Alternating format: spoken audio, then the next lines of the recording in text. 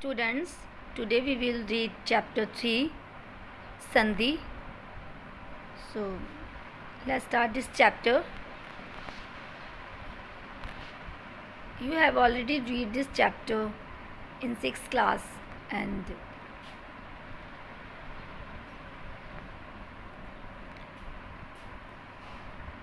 सबसे पहले हम जानेंगे कि संधि क्या होती है। संधि किसे कहते हैं? जब दो वर्णों के मिलने से उसमें कोई परिवर्तन होता है तो उसे क्या कहते हैं? उसे संधि कहते हैं। यानी दो वर्णों के मेल से उनमें होने वाले परिवर्तन को संधि कहते हैं। कैसे? इसको हम एक एग्जाम्पल के थ्रू समझेंगे।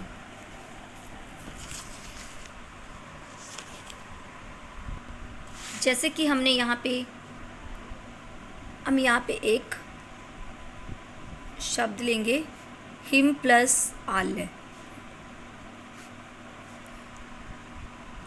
तो आप देखेंगे यहाँ पे हिम प्लस आल्य ये शब्द है, तो इसका यहाँ पे ये वर्ण है एक और यहाँ पे ये दूसरा वर्ण है। यानी यहाँ पे ये म है, ये आपका व्यंजन है। ठीक है। और मैंने आपको पहले बताया था, पिछले चैप्टर में पढ़ चुके हैं कि जितने भी व्यंजन होते हैं सभी में कौन सा स्वर मिला होता है? छोटा आ। इन सभी में छोटा आ ऐड होता है, अदरवाइज़ ये हाफ कहलाएंगे, यानी ये आधे होंगे। जब इसमें छोटा आ मिल जाएगा तभी ये व्यंजन पूरे कंप्लीट व्यंजन कहलाएंगे। तो यहाँ पे क्या है? यहाँ पे हम छोटा आ मान लेंगे, यानी कि इस माँ में छोटा आ ऐड है, तो यहाँ पे ये छोटा आ और यहाँ पे ये बड़ा आ। यानी ये दोनों व्यंजन जब आपस में मिलेंगे, यानी इनको जब हम प्लस करेंगे, प्लस करके जब इनसे नया शब्द बनेगा तो देखिए इसमें क्या चेंज होता है। हिमालय, तो इनसे शब्द क्या बनेगा? हिमालय। तो देखिए इसमें चेंज हो गया है। इसमें ये आ जो है इसको हटा दिया है, क्योंकि जब ये छोटा आ और ये प्लस बड़ा आ, तो ये जब दोनों मिलेंगे तो इनसे एक नया लेटर बनेगा। इन दोनों लेटर्स को जब हम मिला के लिखेंगे तो इनसे एक नया लेटर बनेगा, बड़ा आ। तो इस बड़ा आ को हम इस वाले वर्ड में यूज़ करेंगे। कैसे? जैसे हिम प्लस आल्य, तो हिम यानी हमने हिम लिख दिया और म में हमने ये बड़ा आ की मात्रा लगा दी। बड़ा आ तो हम लिखेंगे नहीं, इसकी मात्रा का यूज़ करेंगे। और उसके बाद में ल और या, तो इसको हमने हटा दिया, बिल्कुल इसको हमने बिल्कुल गायब कर दिया। इससे नया शब्द बना हिमालय।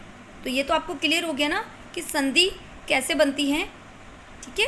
तो इस टाइप से ये संधि, यानी कि जब दो वर्ण आपस में मिलते हैं और उसमें जो परिवर्तन होता है, तो इसमें ये परिवर्तन हुआ है कि इन दोनों को आपस में मिलाकर ये नया जो लेटर है ये बना। तो इसमें ये परिवर्तन हुआ कि ये परिवर्तन जो हो उसे क्या कहते हैं? उसे संधि कहते हैं। तो इसमें ये परिवर्तन हुआ, ये नया शब्द इनसे ये बना है, इसको हटाकर। अब जानेंगे संधि के भेद। संधि के 3 भेद होते हैं: स्वर संधि, व्यंजन संधि, विसर्ग संधि। ठीक है। तो सबसे पहले आज हम इस वीडियो में स्वर संधि के बारे में जानेंगे कि स्वर संधि क्या होती है। जैसे कि ऊपर मैंने बताया था कि जब दो वर्ण आपस में मिलते हैं उसमें जो परिवर्तन होता है उसे संधि कहते हैं। तो यहाँ पे ये स्वर संधि है, तो जाहिर सी बात है कि यहाँ पे हम सिर्फ स्वर के बारे में बात करेंगे। तो जो स्वर होते हैं, जब दो स्वर आपस में मिलते हैं और उसमें जो परिवर्तन होता है उसे स्वर संधि कहते हैं। जैसे कि यहाँ पे हमने एक लिया है एग्जाम्पल, जैसे हमने यहाँ पे शिवालय ले लिया। ठीक है। आपने एक शिवालय ले लिया, तो इसमें आ और आ, यानी दो, ये भी आ, ये भी आपका क्या है? स्वर है। और बड़ा आ, ये भी आपका स्वर है। यानी ये दोनों स्वर जब आपस में मिलेंगे तो इनसे कौन सा परिवर्तन होगा? यानी बड़ा आ बनेगा। इनसे क्या बनेगा? बड़ा आ। तो इसमें जो परिवर्तन हुआ उसे क्या कहेंगे? उसे स्वर संधि कहेंगे। यानी जब स्वर और स्वर आपस में मिलेंगे। ठीक है। व्यंजन नहीं, सिर्फ स्वर मिलने चाहिए, उसे स्वर संधि कहते हैं। It is clear. नेक्स्ट है, स्वर संधि भी 5 प्रकार की होती है। सबसे पहले दीर्घ संधि, गुण संधि, वृद्धि संधि, यण संधि, अयाधि संधि। तो ये 5 प्रकार होते हैं स्वर संधि के। सबसे पहले हम जानेंगे दीर्घ संधि। दीर्घ संधि क्या होती है? तो दीर्घ का मतलब होता है बड़ा। ओके। तो जब हम, यानी जो जितने भी स्वर हैं उन सब स्वरों को मिलाएंगे और उनसे हमेशा बड़ा जो है बड़े स्वर का निर्माण होगा। जैसे कि जब हम छोटा आ इन दोनों को ऐड करेंगे तो क्या होगा? बड़ा आ बनेगा। ओके। जब हम छोटा आ और बड़ा आ को ऐड करेंगे तो उसमें भी बड़ा आ ही बनेगा, और जब बड़ा आ और छोटा आ को ऐड करेंगे तब भी क्या बनेगा, तब भी बड़ा आ ही बनेगा। यानी कोई भी हम सिर्फ हम छोटा आ और बड़ा आ हो को ही ऐड करेंगे। जब हम छोटा आ के बाद में या ई या ऊ इनको ऐड करते हैं तो उसमें अलग लेटर बन जाएगा, ठीक है। उसके बारे में हम आगे जानेंगे, आगे वाली संधियों में बताया है। फिलहाल तो हम सिर्फ छोटा आ और बड़ा आ की बात कर रहे हैं। जब ये दोनों आपस में मिलते हैं, चाहे छोटा आ के बाद में बड़ा आ हो, चाहे बड़ा आ के बाद में छोटा आ हो, चाहे बड़ा आ के बाद में बड़ा आ हो, यानी कोई भी हो इन दोनों में से, लेकिन बनेगा क्या, बड़ा आ ही बनेगा। जैसे यहाँ पे एग्जाम्पल के तौर पे देखिए, यहाँ पे चर्ण प्लस समृत है, ठीक है। तो यहाँ पे चर्ण प्लस समृत यानी कि अणा और आ, यानी अणा में क्या है, छोटा आ है, यहाँ पे भी छोटा आ है।